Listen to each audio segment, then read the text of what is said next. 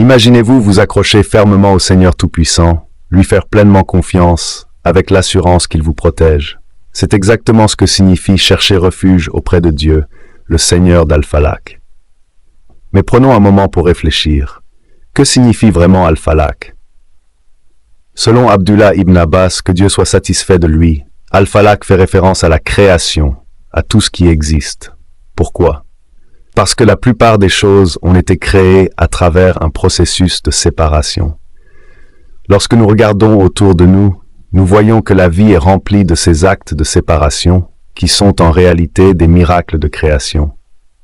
Par exemple, dans le Saint-Coran, Allah nous rappelle « Ceux qui ne croient pas voient-ils que les cieux et la terre formaient une masse compacte, puis nous les avons séparés et avons fait de l'eau toute chose vivante. » Allah a séparé les cieux et la terre pour créer l'univers.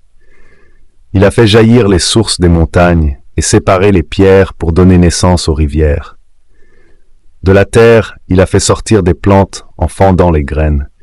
Il a versé l'eau du ciel, permettant à la vie de pousser et de prospérer. Même dans la nuit, il a fendu les ténèbres pour faire émerger la lumière du matin. Chaque acte de séparation dans la création est une démonstration de la puissance infinie de Dieu.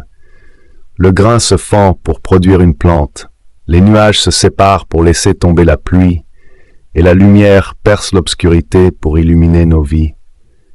En récitant cette sourate, nous nous rappelons que nous cherchons refuge auprès du Seigneur qui contrôle tout cela, celui qui peut séparer le mal de nos vies, tout comme il a séparé la lumière des ténèbres. Alors, frères et sœurs, récitez cette sourate avec foi et conviction, et accrochez-vous à votre Seigneur, le maître de toutes les séparations, le créateur de l'aube naissante. Bienvenue dans cet espace où l'on nourrit l'esprit et l'âme. Ici, chaque moment compte pour se rapprocher d'Allah. Ne restez pas à la porte, entrez et faites partie de notre famille. Merci d'être avec nous, et démarrons sans plus tarder. Dieu Tout-Puissant nous dit dans le Coran, le Seigneur de l'aube naissante. Cela signifie qu'il a séparé la nuit de la lumière du matin. L'aube, cette lumière qui perce l'obscurité, est un symbole de renouveau et de puissance divine. Selon Ibn Abbas, que Dieu soit satisfait de lui, cette aube représente littéralement le moment où la lumière éclaire le monde. Mais la puissance de Dieu dans la séparation ne s'arrête pas là. Regardez autour de vous. Tout dans la création est le fruit de séparation miraculeuse. Il sépare l'œuf pour faire sortir le poussin. Il sépare l'utérus pour permettre à un bébé de voir le jour. Il a même fendu la mer pour Moïse, que la paix soit sur lui, transformant chaque côté en une immense montagne d'eau pour sauver son peuple. Et que dire du miracle offert à notre prophète Muhammad, que la paix et les bénédictions de Dieu soient sur lui, lorsque la lune s'est littéralement divisée en deux, comme mentionné dans le Coran. L'heure s'est rapprochée et la lune s'est fendue. Sourate Al-Qamar 1. Même dans notre propre corps, la création commence par des séparations. Les scientifiques et les médecins le confirment. La conception débute lorsque le sperme et l'ovule se rencontrent, et un processus complexe de division et de rupture permet le développement d'une nouvelle vie. Chaque étape de notre existence est une preuve des merveilles de Dieu. Ces exemples nous montrent la grandeur de notre Seigneur, celui qui sépare pour créer, celui qui fend pour donner vie et réaliser ses miracles. Alors lorsque vous récitez Sourate Al-Falaq, souvenez-vous de la puissance de Dieu qui illumine vos ténèbres et vous protège avec sa lumière. Le corps humain est composé de plus de 500 milliards de cellules. Imaginez ce miracle. Chaque cellule se divise, se sépare et suit un plan parfait pour former un être humain complet avec ses organes, ses os et sa chair. Béni soit Allah, le meilleur des créateurs. Lorsque nous récitons « Je cherche refuge auprès du Seigneur de l'aube », nous cherchons refuge auprès de celui qui crée, sépare et façonne tout avec sagesse. Ce mot falak est chargé de puissance. Il exprime une séparation forte, presque violente, entre deux choses. Cela reflète la capacité divine de transformer, de libérer et de recréer à partir de ce qui semble inséparable. Même dans les récits du Coran, on retrouve cette force. Pensez au serpent de Moïse, paix sur lui. Allah l'a transformé en une créature si puissante qu'elle a englouti les illusions des magiciens avec rapidité et force. Cette image symbolise la puissance divine. séparer la vérité du mensonge, la lumière des ténèbres. Le mot falak porte aussi cette idée d'un effort intense, d'une rupture nécessaire. Imaginez la douleur d'Aïcha, que Dieu soit satisfait d'elle lorsqu'elle pleurait. Elle disait que ses larmes lui semblaient si fortes qu'elles auraient pu briser son foie. Cela montre combien le mot falak est puissant, évoquant une force qui change tout, qui libère ou crée. Ainsi, lorsque nous cherchons refuge auprès du Seigneur d'Al-Falak, nous reconnaissons sa puissance absolue. Il est celui qui peut séparer le mal de nos vies, nous délivrer de nos épreuves et illuminer nos ténèbres. Récitez ces mots avec foi et laissez votre cœur se remplir de cette confiance en Dieu, le Créateur, le Séparateur, le Libérateur. Le mot falak évoque à la fois une puissance et une intensité incroyables. Lorsque vous récitez ce verset, c'est comme si vous vous tourniez entièrement vers Allah, avec une confiance absolue, cherchant sa protection. Et sachez que par sa puissance infinie, Allah peut détruire tous les maux. Le mal de ce qu'il a créé inclut tout, Satan, les djinns, les diables et même l'enfer. Par sa volonté, il défait les sorciers et leurs nœuds, annihile les effets du mauvais œil, dissipe les maladies et apaise les tempêtes destructrices. Même les volcans et les calamités naturelles se soumettent à son pouvoir. Et plus encore, Allah chasse les soucis, les nuages sombres qui alourdissent votre cœur et les douleurs qui vous habitent. Lorsque vous contemplez ce verset, il apaise votre âme. Vous ressentez que le mal, sous toutes ses formes, peut être éliminé par celui qui a tout créé.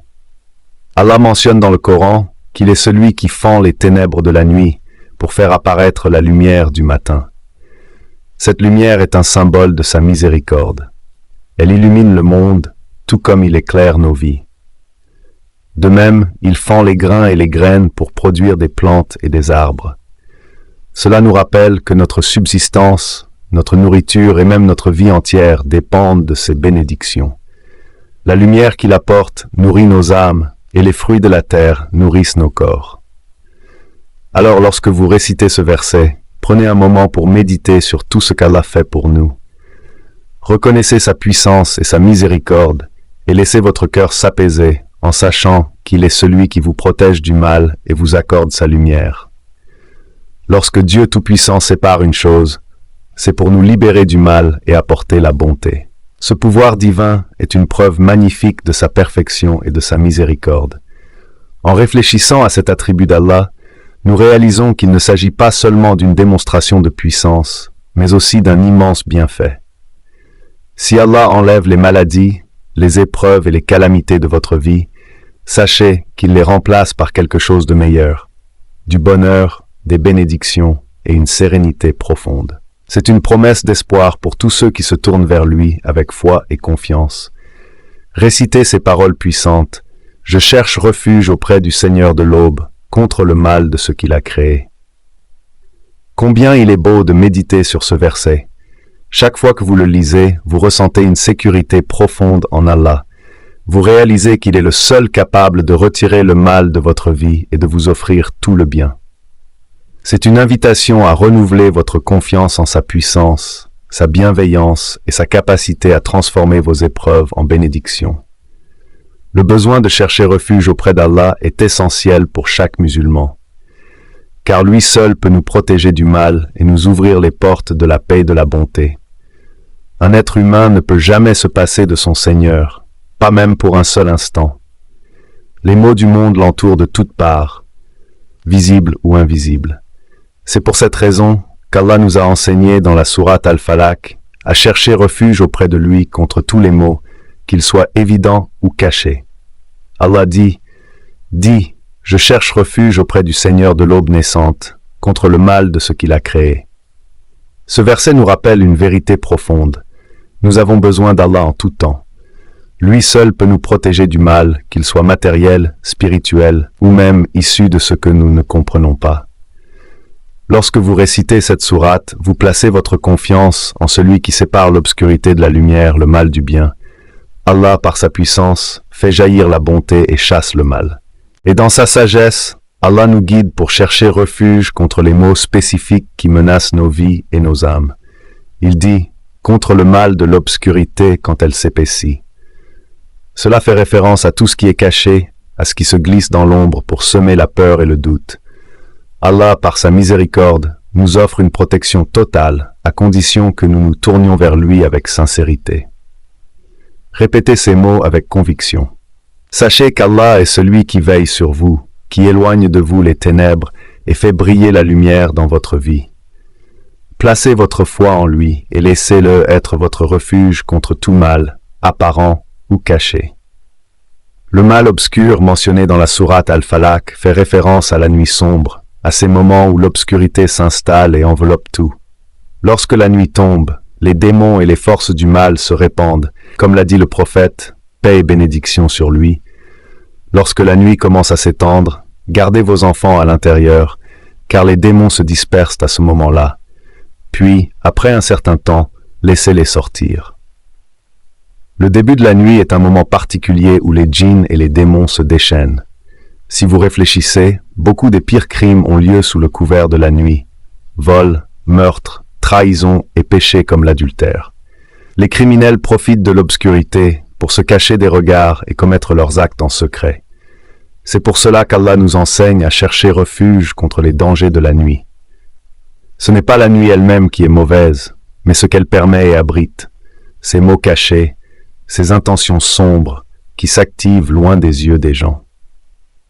Alors, lorsque vous récitez « Contre le mal de l'obscurité quand elle s'épaissit », rappelez-vous qu'en vous réfugiant auprès d'Allah, vous demandez sa protection contre tout ce qui pourrait nuire, de près ou de loin. Si Allah vous protège à ces moments critiques, vous êtes préservé des maux visibles et invisibles. Ce verset est une invitation à placer votre confiance totale en Allah.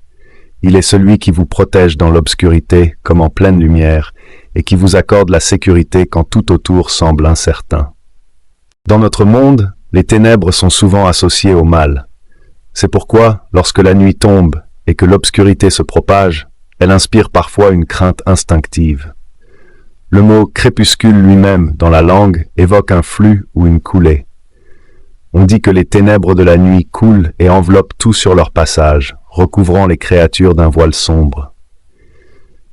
Dans la tradition, cette obscurité est parfois comparée à celle des habitants de l'enfer, une image terrifiante qui pousse à chercher refuge auprès de Dieu.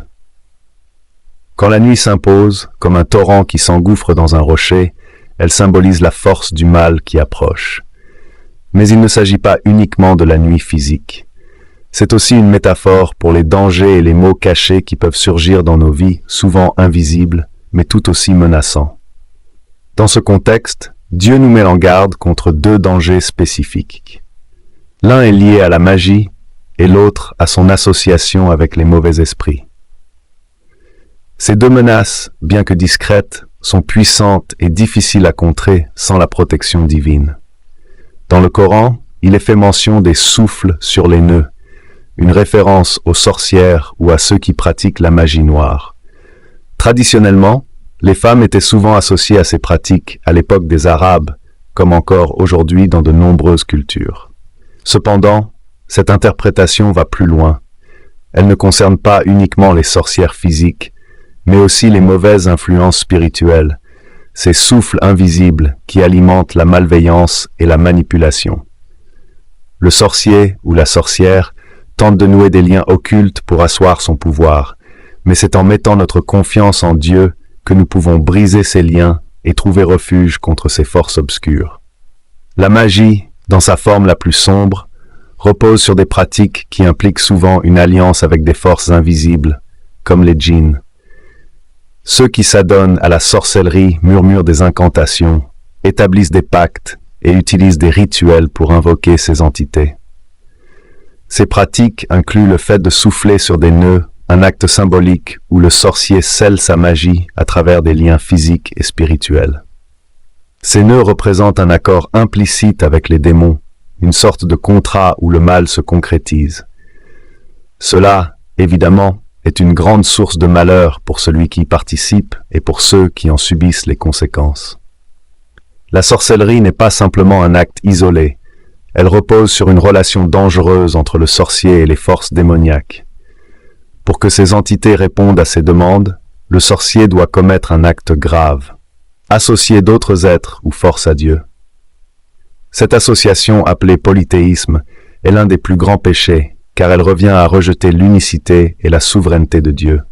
Les démons servent alors le sorcier en échange de cette association impie. C'est une servitude mutuelle où chacun tire parti du mal, mais où au final, le sorcier est dominé par ses forces qu'il pensait contrôler. Le prophète, paix et bénédiction sur lui, nous a avertis des dangers de la sorcellerie. Il l'a classé parmi les 7 grands péchés destructeurs. Dans ses paroles, il mentionne clairement l'association avec Dieu et la sorcellerie. Cela montre à quel point ces actes sont gravement liés. La magie est une calamité, non seulement parce qu'elle cause du tort, mais parce qu'elle engage l'âme dans un pacte avec les forces du mal. Celui qui pratique la sorcellerie se retrouve pris dans un cercle vicieux où les démons dominent ses pensées et ses actions. Ces pratiques, bien qu'attirantes pour ceux qui cherchent un pouvoir rapide, ne mènent qu'à la destruction. Le mal qu'elles apportent peut sembler donner un contrôle temporaire, mais en réalité, elles lient le sorcier à des forces destructrices. Le prophète nous a mis en garde pour que nous cherchions refuge auprès de Dieu et nous éloignions de tout ce qui pourrait nous éloigner de lui. La foi en Dieu seul est le seul rempart contre ces maux invisibles. La personne victime de sorcellerie vit comme si elle était arrachée à sa propre humanité. Elle perd son équilibre naturel et cette condition détruit sa vie, la rendant méconnaissable. La sorcellerie inflige des dommages immenses à celui qui en est victime, ce qui explique pourquoi les magiciens sont si sévèrement condamnés par Dieu. Cette pratique va à l'encontre de toute valeur spirituelle et est considérée comme l'un des plus grands péchés. Historiquement, la magie a souvent été associée à des groupes comme les Juifs à certaines époques où elle faisait partie de leurs pratiques condamnables. Mais ce qui est encore plus frappant, c'est le lien entre la sorcellerie et l'envie. Ces deux mots s'alimentent l'un l'autre. Dieu nous met en garde contre le mal de celui qui souffle sur des nœuds et le mal de l'envieux lorsqu'il envie. Pourquoi? Parce que l'envie est une flamme intérieure qui pousse une personne à souhaiter la disparition des bénédictions d'autrui. Imaginez quelqu'un voyant une autre personne avec de la richesse, du savoir ou une quelconque faveur. Au lieu de se réjouir pour elle, l'envieux désire ardemment que cette bénédiction lui soit retirée. C'est là où l'envie devient un mal dangereux, et ce poison peut même exister entre proches, entre ceux qui partagent des liens forts. Un exemple frappant est celui des frères de Joseph, paix sur lui. Malgré leur lien de sang et leur père, qui était un prophète, ils ont laissé l'envie les consumer au point de comploter contre leur propre frère et de le jeter dans un puits.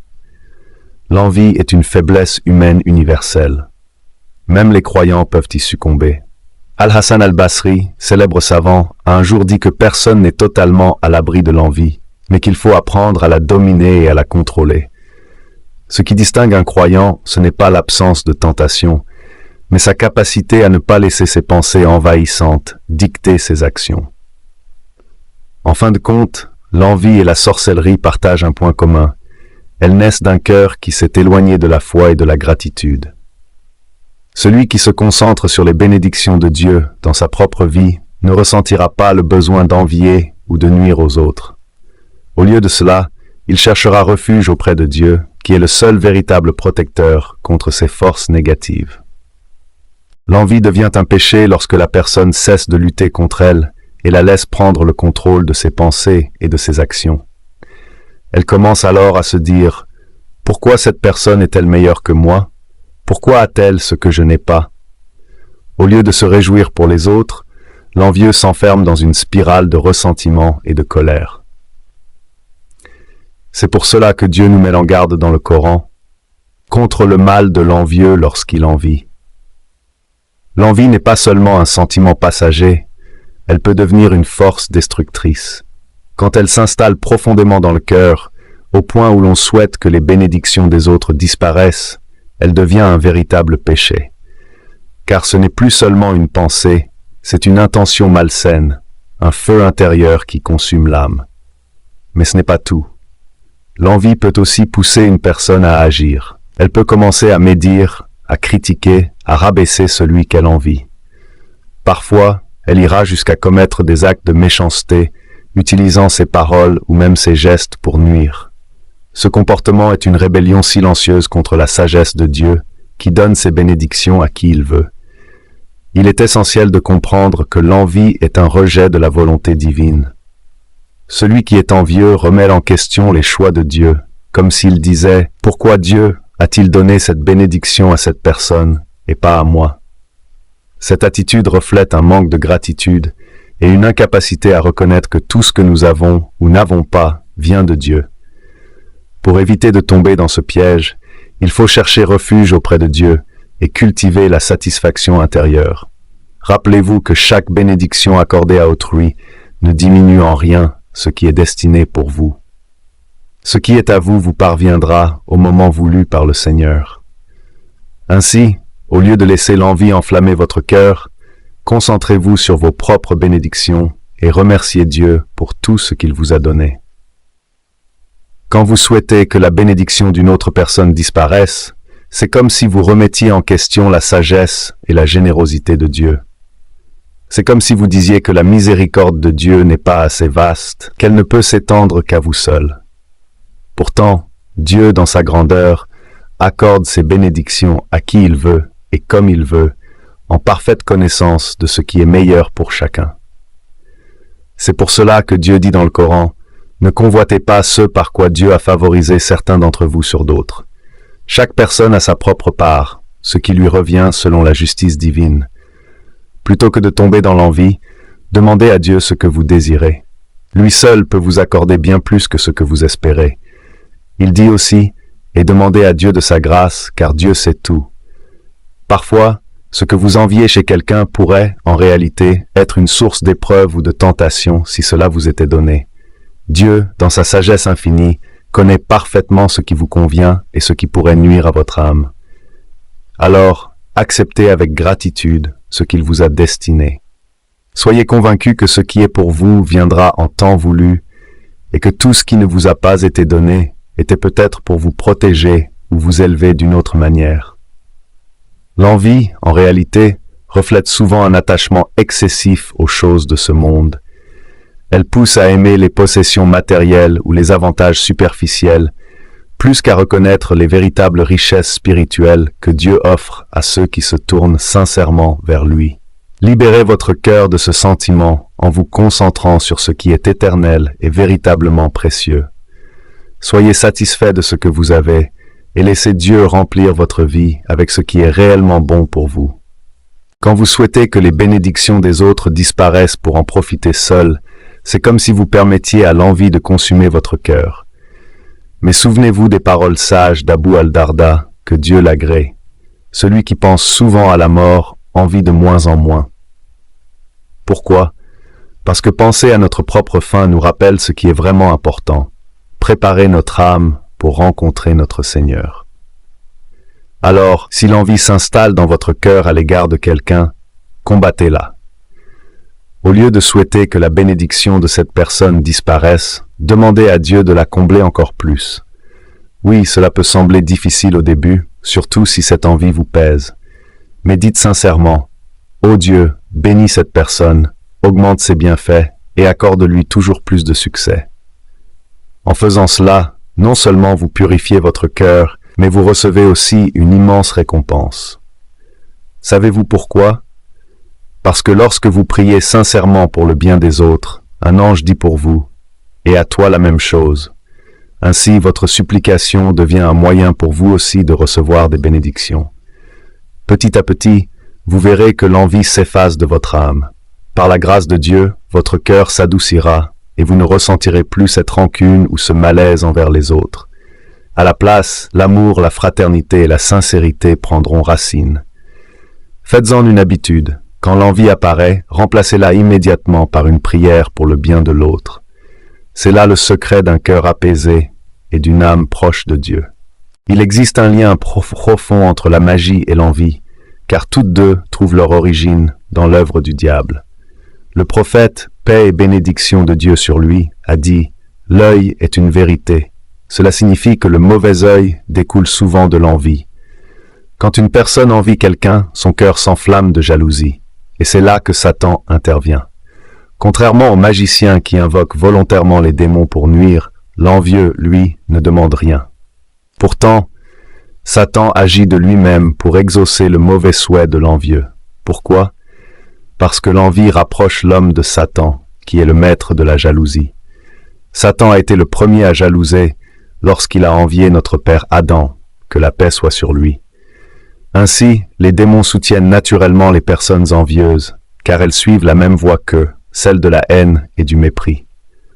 Quand une personne envieuse nourrit sa jalousie, les démons agissent pour la pousser à faire du mal, même si elle n'en fait pas explicitement la demande. Pourtant, ni les magiciens ni les envieux ne peuvent nuire à quelqu'un sans la permission de Dieu. Comme tout dans ce monde, ces maux ne se produisent que si Dieu le permet, dans sa sagesse infinie. C'est pourquoi l'envie est si dangereuse. Elle ouvre la porte à des forces invisibles et destructrices. Protégez-vous avec des prières, des invocations, et en mettant votre confiance en Dieu, car lui seul est capable de vous protéger du mal, qu'il vienne d'un magicien, d'un envieux ou d'un mauvais œil. Parfois, une personne peut admirer une bénédiction qu'elle voit chez quelqu'un, que ce soit son succès, sa famille ou ses enfants. Elle le fait sans forcément ressentir d'envie ou de jalousie dans son cœur. Pourtant, si elle oublie de mentionner Dieu dans cet instant d'admiration, un mal peut survenir. Pourquoi? Parce que Satan, qui cherche toujours à semer le trouble, en profite pour ternir cette bénédiction. Le mauvais œil, en réalité, trouve souvent sa source dans cette dynamique. Quand une bénédiction est admirée sans qu'on se souvienne de Dieu, Satan agit pour éteindre cette joie ou faire disparaître cette bénédiction. Cela peut venir de deux endroits, soit de l'admiration maladroite d'un humain, soit de l'envie directe des djinns eux-mêmes, qui détestent voir les gens heureux et comblés. C'est pourquoi il est essentiel, à chaque fois que vous voyez une chose belle ou enviable, de toujours prononcer le nom de Dieu. Dites par exemple « Masha'Allah », ce qu'Allah veut, ou « Barakallahu fik », que Dieu bénisse cela. Ces simples paroles protègent la personne et ce qu'elle possède, empêchant ainsi Satan ou les djinns de nuire. Souvenez-vous, le mauvais œil est une réalité, mais la protection divine est bien plus forte. Alors, faites de la mention de Dieu une habitude, non seulement pour protéger les autres, mais aussi pour écarter toute jalousie inconsciente qui pourrait vous affecter.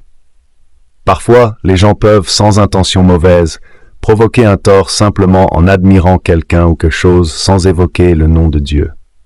Cela peut arriver, consciemment ou non, et Satan en profite pour semer le mal. Mais la solution est simple. Se rappeler de Dieu, réciter le Coran et pratiquer la ruqya légitime pour se protéger et guérir de ses effets. Pour illustrer cela, voici un hadith authentique rapporté par Abu Umama ibn Sal ibn Hanif. Il raconte que son père était avec le prophète, paix et bénédiction sur lui, lorsqu'un incident marquant s'est produit. Un compagnon, Salnif, un homme au teint clair et à l'allure admirable, s'était dévêtu pour prendre un bain. Amer ibn Rabia, en voyant sa peau éclatante, s'exclama « Je n'ai jamais vu un dos aussi beau que celui-ci, semblable à celui d'une vierge. » À peine avait-il prononcé ces paroles que Sal tomba au sol gravement atteint. Ce n'était pas une attaque physique intentionnelle, mais plutôt une conséquence d'un regard admiratif dépourvu de mention de Dieu. Satan, dans sa perfidie, avait amplifié cette situation, causant ainsi du tort. Lorsque le prophète, paix et bénédiction sur lui, apprit cela, il se mit en colère et dit « Pourquoi voulez-vous tuer votre frère? Si vous voyez quelque chose qui vous plaît, dites que Dieu le bénisse. » Ces mots simples, comme Masha'Allah ou Barakallahu fik, suffisent à éviter de tels incidents et à protéger les bénédictions des autres. Ce rappel est essentiel.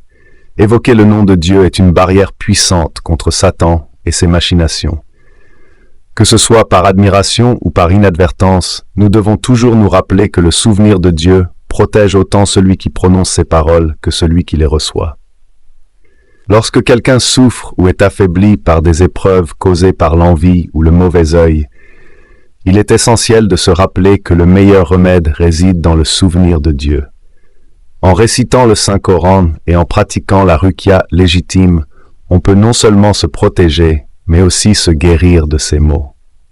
Un exemple puissant de l'effet du mauvais œil nous est rapporté dans un hadith authentique. Abu Umama ibn Sa'l ibn Hanif raconte une expérience vécue par son père en compagnie du prophète, paix et bénédiction sur lui. Un jour, Sa'l ibn Hanif, un homme connu pour sa beauté et son teint éclatant, se déshabilla pour prendre un bain. Amer ibn Rabia, en voyant la blancheur de son dos, s'exclama « Je n'ai jamais vu une peau aussi belle, semblable à celle d'une jeune femme. » À peine ces mots furent-ils prononcés que Sa'l tomba gravement malade, comme frappé par une force invisible. Pourtant, Amer n'avait pas eu l'intention de lui faire du mal. Cependant, cette admiration, exprimée sans mentionner le nom de Dieu, ouvrit la porte à Satan pour agir. Lorsque le prophète, paix et bénédiction sur lui, apprit cela, il se mit en colère et dit « Pourquoi voulez-vous tuer votre frère? Si vous voyez quelque chose qui vous plaît, dites que Dieu le bénisse. » En d'autres termes, il nous a enseigné que la simple mention de Dieu, comme Masha'Allah ou Barakallahu fik, protège celui qui admire et celui qui est admiré des effets néfastes du mauvais œil. Ce rappel est crucial. Satan ne cesse d'essayer de causer du tort. Mais le souvenir de Dieu est une barrière puissante contre ces ruses. Ainsi, en reconnaissant que tout bien vient de Dieu et en l'évoquant dans nos paroles, nous protégeons les bénédictions que nous voyons chez les autres et nous renforçons notre propre foi. Lorsque vous vous souvenez de Dieu, Satan perd tout pouvoir pour interférer ou corrompre ce qui vous entoure. C'est pourquoi il est essentiel de toujours invoquer le nom de Dieu lorsqu'on admire une bénédiction, que ce soit chez soi ou chez les autres. Un jour, Sa'l ibn Hanif, un compagnon du prophète, paix et bénédiction sur lui, fut frappé par le mauvais œil après qu'un autre compagnon, Amer ibn Rabia, l'eut vu et exprimé son admiration pour sa beauté sans mentionner Dieu. Le prophète, paix et bénédiction sur lui, en apprenant cela, demanda une solution spécifique. Il ordonna à Amer de faire ses ablutions. L'eau utilisée pour ces ablutions fut ensuite recueillie et versée sur Sa'l. Par la grâce de Dieu, Sa'l se leva complètement guéri et reprit sa route avec le prophète, comme si rien ne s'était passé. Cette pratique, bien que peu connue, est une des nombreuses sagesses que la Sunna nous enseigne pour traiter les effets du mauvais œil.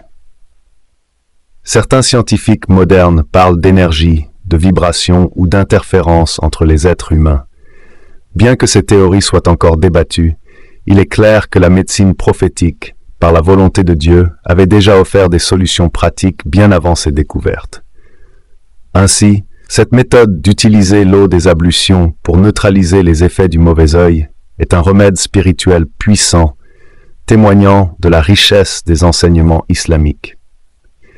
Mais au-delà de cela, ce rappel nous pousse à toujours mentionner le nom de Dieu lorsque nous voyons quelque chose qui nous émerveille, car le souvenir de Dieu est notre plus grande protection contre les influences invisibles. Lorsque quelqu'un est touché par le mauvais œil ou une autre influence néfaste, il existe des solutions simples mais puissantes dans nos enseignements. Par exemple, si vous identifiez la personne qui a causé cela, prenez une trace de ses ablutions ou même une tasse dans laquelle elle a bu. Remplissez cette tasse d'eau et versez-la sur vous-même ou sur la partie du corps affectée. Rappelez-vous que Dieu seul est le guérisseur, mais ces pratiques enseignées par la Sunna sont des moyens légitimes pour obtenir sa miséricorde et sa guérison. Pour ceux qui sont atteints de sorcellerie ou du mauvais œil, il est aussi crucial de réciter les versets de la Ruqya légitime régulièrement. Cherchez refuge auprès de Dieu avec sincérité, car le rappel de Dieu est une forteresse contre toute forme de mal, celui de Satan, des sorciers ou du mauvais œil. Prenons un moment pour remercier Dieu de nous avoir offert ces solutions spirituelles et ces protections divines. Louange à Dieu, Seigneur des mondes. Gloire à lui et par ses bénédictions, nous témoignons qu'il n'y a pas d'autre Dieu que lui. Nous recherchons son pardon et nous revenons à lui. Partagez cette connaissance précieuse autour de vous. Si vous avez trouvé ce message utile ou inspirant, n'oubliez pas de laisser un like, de partager avec vos proches et de laisser un commentaire pour nous dire ce que vous en pensez. Vos retours nous motivent à continuer de diffuser ces précieux enseignements.